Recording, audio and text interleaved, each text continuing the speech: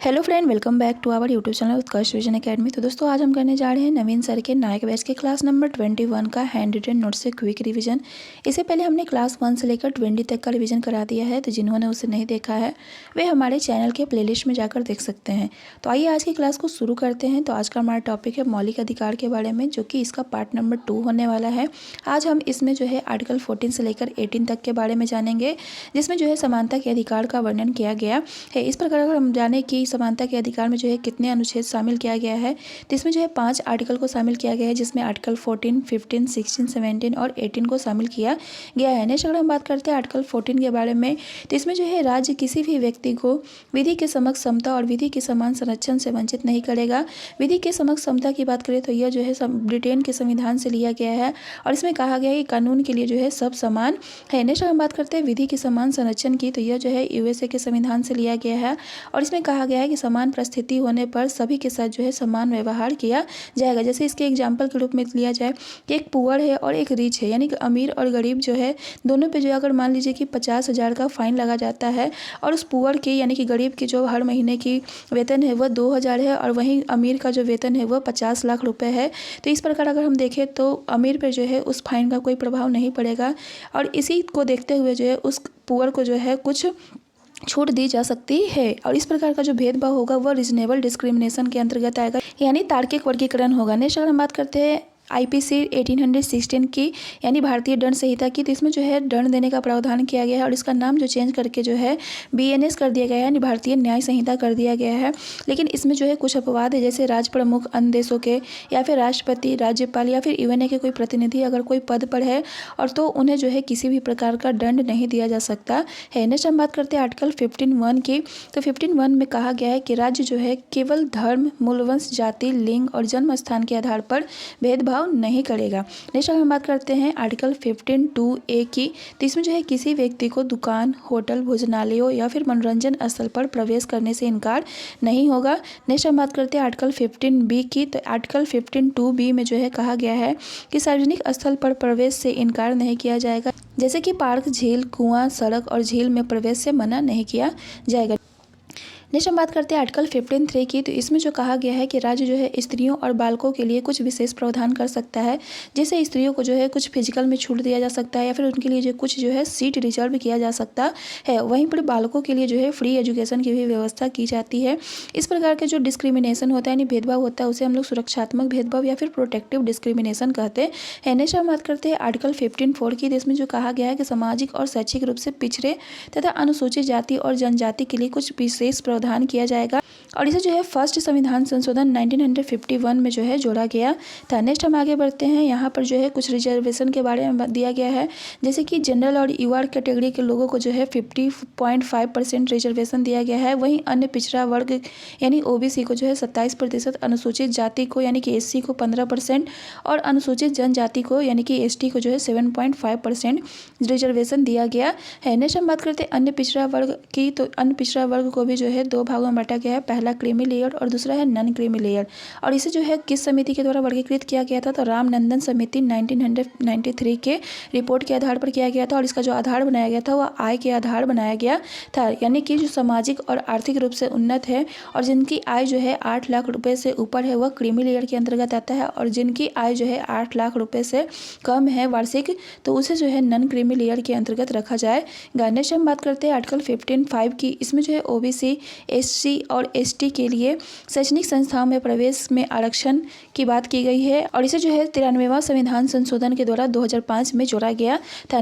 Next हम बात करते हैं आर्टिकल 15(6) की, तो इसमें जो है आर्थिक रूप से पिछड़े स्वर्णों को आरक्षण देने की बात की गई है और इनको जो आरक्षण दिया जाएगा वह 10% दिया जाएगा। यहाँ अगर बात करें स्वर्ण की, तो स्वर्ण के अंतर्गत जो है यूआर आते हैं और इसे जो है 103 संविधान संशोधन के द्वारा जो है 2019 में जोड़ा गया था। नेक्स्ट हम बात करते हैं आर्टिकल 16 की, तो आर्टिकल 16 की बात करें तो आर्टिकल 16(1) में जो है लोक नियोजन के अवसर पर समानता का वर्णन किया गया है, जैसे कि भर्ती के समय या फिर अवकाश में या फिर पदोन्नति या फिर पेंशन में जो है सभी को समान अवसर प्राप्त होगा। नेक्स्ट हम बात करते हैं आर्टिकल 16(2) की, जिसमें जो है धर्म, जाति, मूलवंश, लिंग, जन्मस्थान, उद्भव और निवास स्थान के आधार पर भेदभाव नहीं किया जाएगा। नेक्स्ट हम बात करते हैं आर्टिकल 16(3) की, तो इसमें जो है निवास स्थान के आधार पर भेदभाव हो सकता है, जैसे कि कोई यूपी का व्यक्ति है और वह जो है ओबीसी कैटेगरी से है, अगर वह एमपी यानी कि मध्य प्रदेश का कोई फॉर्म भरना चाहता है तो उसे जो है जनरल के रूप में माना जाएगा। वहीं अगर एमपी का कोई व्यक्ति है और वह जो है एससी कैटेगरी का है, अगर वो चाहता है कि यूपी में हम कोई फॉर्म भरे तो उसे भी जो है जनरल कैटेगरी में माना जाएगा। नेक्स्ट हम बात करते हैं आर्टिकल 16(4) की। तो इसमें जो है कहा गया है कि राज्य के अधीन सेवाओं में पिछड़े लोगों के लिए आरक्षण की बात की गई है। नेक्स्ट हम बात करते हैं आर्टिकल 16(4)(a) की। तो इसमें जो है पदोन्नति में आरक्षण यानी SC ST के वर्णन किया गया और इसे जो है संविधान के 77वां संविधान संशोधन के द्वारा 1995 में जोड़ा गया है। नेक्स्ट हम बात करते हैं आर्टिकल 16(4)(b) की। तो इसमें जो है कैरी फॉरवर्ड यानी बैकलॉग का सिद्धांत यानी अग्रनयन का सिद्धांत का वर्णन किया गया है। इसे समझने के लिए एक एग्जांपल ले सकते हैं, जैसे 2024 में मान लीजिए कि 1000 पोस्ट पर जो है कोई भर्ती आया है, जिसमें जो है ST कैटेगरी के लिए जो है 7.5% का रिजर्वेशन यानी 75 जो सीट होगा वो ST के लिए रिजर्व होगा। लेकिन उस सीट पर भी जो है 50 लोग का ही चयन हो पाता है और 25 सीट क्या हो जाता है, खाली रह जाता है। और अगले साल 2025 में फिर से जो है 1000 पोस्ट आता है, तो उसमें जो है जो पिछले साल का 25 जो खाली सीट था उसे भी जोड़ दिया जाता है। तो इस प्रकार जो है 2025 में जो है 75 जो सीट होगा ST के लिए और पिछले साल का 25 सीट भी जो होगा ST के लिए जुड़ जाएगा और इस प्रकार जो है 2025 में जो है कुल ST के लिए सीट जो हो जाएगा वो 100 हो जाएगा।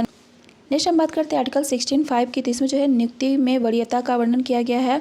अगर आगे बात करते हैं आगे बात करते हैं आर्टिकल 16(6) की। तो इसमें जो है EWS को 10% के आरक्षण की बात की गई है। EWS कौन होता है, जो UR कैटेगरी का होता है और वह जो होता है इकोनॉमिक वीकर सेक्शन के अंतर्गत आता है। अगर बात करें EWS की सिफारिश जो है किसके द्वारा की गई थी, तो EWS की सिफारिश जो है सिंघों आयोग की सिफारिश पर लाया गया था और इसमें कहा गया था जिन लोगों के पास जो है 5 एकड़ से ज़्यादा भूमि नहीं है या फिर जिनकी परिवार की आय जो है 8 लाख से कम वार्षिक है तो वे जो है EWS की कैटेगरी में आएंगे। नेक्स्ट हम बात करते हैं आर्टिकल 17 की। तो इसमें जो है अस्पृश्यता के अंत का वर्णन किया गया है। बात करें संविधान में जो है अस्पृश्यता का जो है कोई व्याख्या नहीं किया गया है। मद्रास हाई कोर्ट ने जो है जन्म के आधार पर कुछ जातियों का बहिष्कार करने को ही अस्पृश्यता कहा था। अस्पृश्यता को रोकने के लिए अस्पृश्यता निवारण अधिनियम 1955 लाया जाता है और इसी में संशोधन करके जो है 2 सितंबर 1976 को जो है नागरिक अधिकार संरक्षण अधिनियम लाया जाता है। नेक्स्ट हम बात करते हैं आर्टिकल 18 की। तो इसमें जो है उपाधियों के अंत का वर्णन किया गया है। प्राचीन समय में जो है लोगों को उपाधियां दिया जाता था, जैसे कि राय साहब, राय बहादुर या फिर महाराज की उपाधि दिया जाता था और ये जो उपाधि होता था वो जो होता था हेरिडिटरी यानी कि वंशानुगत होता था, यानी इसके बाद जो होता था उनके बेटे को भी इस प्रकार का उपाधि दिया जाता था। लेकिन आर्टिकल 18 में जो है कह दिया गया है साफ कि उपाधियों का अंत किया जाएगा, यानी इस प्रकार का जो है उपाधि अब से नहीं दिया जाएगा। लेकिन सेना और विद्या के क्षेत्र में जो है इसकी अनुमति है, जैसे कि सेना के क्षेत्र में मेजर या फिर कर्नल का उपाधि दिया जाता है, वहीं विद्या के क्षेत्र में जो है डॉक्टर या फिर इंजीनियर का भी उपाधि दिया जाता है। बात करें भारत रत्न पुरस्कार या फिर पद्म पुरस्कार, जिसमें जो है पद्म विभूषण, पद्म भूषण और पद्मश्री आता है, इसकी शुरुआत जो है 1954 में हुई थी। इससे जो है एक वाद संबंधित है जिसमें बालाजी राघवन वर्सेस VOI 1996 संबंधित है। इसमें कहा गया है कि ये जो भारत रत्न या फिर पद्म पुरस्कार जो है उपाधि नहीं है, ये एक तरह का अलंकरण है, लेकिन ये जो है नाम के आगे या फिर पीछे इसे नहीं लगा सकते हैं। विदेश से जो है उपाधि नहीं प्राप्त कर सकते हैं, अगर उपाधि प्राप्त भी करना है तो उसे जो है राष्ट्रपति की अनुमति से ले सकते हैं। नेक्स्ट हम आगे बढ़ते हैं। आगे यहाँ पर कुछ क्वेश्चन दिए गए हैं। तो पहला क्वेश्चन है, संविधान में निम्नलिखित में से कौन सा अनुच्छेद हमें समानता का अधिकार देता है? तो आर्टिकल 14 से लेकर 18 तक जो है समानता के अधिकार का वर्णन किया गया है। नेक्स्ट क्वेश्चन है, भारतीय संविधान के अनुच्छेद 14 में लिखा हुआ कानून के समक्ष समानता किस देश के संविधान से लिया गया है?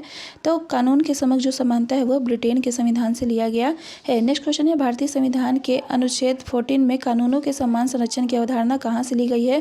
तो अनुच्छेद 14 में कानून के समक्ष संरक्षण का जो अवधारणा है वह अमेरिका के संविधान से लिया गया है। नेक्स्ट हम लोग आगे बढ़ते हैं चौथे क्वेश्चन पर। निम्नलिखित में से क्या अनुच्छेद 14 के न्यायिक निर्वचन में सम्मिलित नहीं है? तो ऑप्शन पहला है कानून का शासन, दूसरा है संसदीय सर्वोच्चता का सिद्धांत और तीसरा है तर्कसंगत वर्गीकरण का सिद्धांत। तो ये तीनों शामिल है, लेकिन नैसर्गिक न्याय का सिद्धांत जो है ये शामिल नहीं है। नेक्स्ट क्वेश्चन है, भारत के संविधान के अनुच्छेद 14 के अधीन कानून तथा प्रतिष्ठापित विधि के समक्ष समता तथा विधियों के समान संरक्षण के लाभ निम्नलिखित में से किसे और किन्हें प्राप्त हो सकते हैं? तो ऑप्शन है पहला, भारत में रहने वाले सभी भारतीयों नागरिकों को प्राप्त हो सकता है, तो ये कथन सही है। दूसरा है, विदेशों में रहने वाले सभी भारतीयों को प्राप्त हो सकता है, तो ये कथन गलत है। तीसरा है, भारत के राज्य क्षेत्र के अंदर रहने वाले विदेशी को प्राप्त है, तो ये कथन सही है। और चौथा है भारत में जन्मे सभी नागरिकों को, तो ये कथन गलत है, यानी इसमें ऑप्शन 1 और 3 जो है सही है। नेक्स्ट क्वेश्चन है भारतीय संविधान का अनुच्छेद 15 किससे संबंधित है? तो अनुच्छेद 15 जो है केवल धर्म, जाति, वर्ण, लिंग या फिर जन्म स्थान के आधार पर किसी भी नागरिक के साथ भेदभाव का निषेध किया गया है। नेक्स्ट आगे बढ़ते हैं हम लोग अगले क्वेश्चन पे। तो 7 क्वेश्चन है भारत के संविधान का कौन सा अनुच्छेद राज्य को बच्चों के लिए विशेष प्रावधान करने का अधिकार देता है? तो इसका आंसर है आर्टिकल 15।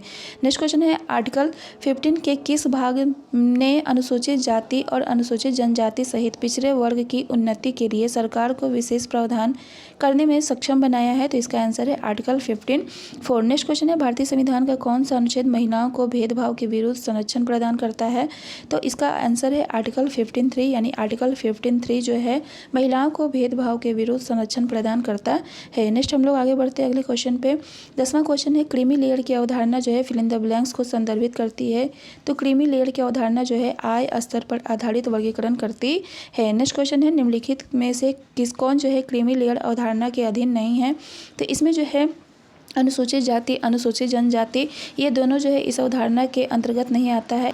इसके अंतर्गत जो है अन्य पिछड़ा वर्ग आता है। नेक्स्ट क्वेश्चन है उस समिति का नाम बताइए जिसे ओबीसी के बीच क्रीमी लेयर की पहचान करने के लिए नियुक्त किया गया था, जिसने 1993 में अपनी रिपोर्ट प्रस्तुत की और उसे स्वीकार कर लिया गया। तो इसका आंसर है रामनंदन समिति। नेक्स्ट क्वेश्चन है आगे अनुच्छेद 15 के किस भाग में जो है सार्वजनिक मनोरंजन के लिए दुकानों, सार्वजनिक भोजनालयों या फिर होटलों या फिर महलों तक पहुंच को सक्षम बनाया गया है? तो इसका आंसर है आर्टिकल 15(2). नेक्स्ट क्वेश्चन है आर्थिक रूप से पिछड़ा वर्ग को आरक्षण प्रदान करने हेतु किन अनुच्छेदों को सम्मिलित किया गया है? तो आर्थिक रूप से पिछड़ा वर्ग यानी EWS को आरक्षण प्रदान करने हेतु जो है आर्टिकल 15(6) और 16(6) का जो है सम्मिलन किया गया है। नेक्स्ट क्वेश्चन है नवंबर 2022 में सर्वोच्च न्यायालय ने EWS कोटे में 10% आरक्षण को बरकरार रखा। यह EWS आरक्षण निम्नलिखित में से किस आयोग की सिफारिश के आधार पर लाया गया था? तो इसका आंसर होगा सिंहो आयोग, यानी सिंहो आयोग के सिफारिश पर इसे लाया गया था। नेक्स्ट क्वेश्चन है आर्थिक रूप से कमजोर वर्ग यानी EWS श्रेणी के तहत केंद्र सरकार की नौकरियों में 10% आरक्षण उन व्यक्तियों के लिए उपलब्ध है जिनकी प्रावारिक आय जो है वो 8 लाख से कम है। नेक्स्ट क्वेश्चन है भारत में आर्थिक आरक्षण संविधान के संशोधन फिल इन द ब्लैंक्स द्वारा पारित किया गया था। तो भारत में आर्थिक आरक्षण जो है वह संविधान संशोधन 103 के तहत लाया गया था। नेक्स्ट क्वेश्चन है संविधान का निम्नलिखित में कौन सा अनुच्छेद किसी भी जाति के उम्मीदवार को सार्वजनिक रोजगार के किसी भी अवसर के लिए आवेदन करने का अधिकार देता है? तो आर्टिकल 16(2) जो है वो जो है किसी भी जाति में उम्मीदवार को सार्वजनिक रोजगार के किसी भी अवसर के लिए आवेदन करने का अधिकार देता है। नेक्स्ट क्वेश्चन है पदोन्नति में आरक्षण संविधान के किस अनुच्छेद के अंतर्गत आता है? तो पदोन्नति में आरक्षण जो है संविधान के अनुच्छेद 16(4)(a) के अंतर्गत आता है। नेक्स्ट क्वेश्चन है भारत के संविधान का अनुच्छेद 17 जो है किससे संबंधित है? तो भारत के संविधान जो है अनुच्छेद 17 जो है अस्पृश्यता से संबंधित है, यानी अस्पृश्यता के अंत से संबंधित है। नेक्स्ट क्वेश्चन है भारतीय संविधान के अनुच्छेद 18 के संदर्भ में निम्नलिखित कथनों पर विचार कीजिए। तो पहला ऑप्शन है भारत का कोई भी नागरिक विदेशी राज्य से उपाधि प्राप्त कर सकता है, तो ये कथन गलत है। दूसरा है बालाजी राघवन बनाम भारत संघवत 1996 में सर्वोच्च न्यायालय ने यह अवधारित किया कि पद्म विभूषण, पद्म भूषण या फिर पद्मश्री उपाधियां हैं, मगर यह पुरस्कार समानता के अधिकार का उल्लंघन करती है, तो ये भी कथन गलत है, यानी इसमें ना तो ऑप्शन 1 सही है और ना तो ऑप्शन 2 सही है। नेक्स्ट क्वेश्चन है यहाँ होमवर्क दिया गया है पद्म पुरस्कारों की शुरुआत कब हुई थी? तो पद्म पुरस्कारों की शुरुआत जो है 1954 में हुई थी। तो आज के लिए बस इतना ही, मिलते हैं नेक्स्ट लेक्चर के रिवीजन में, तब तक के लिए बाय।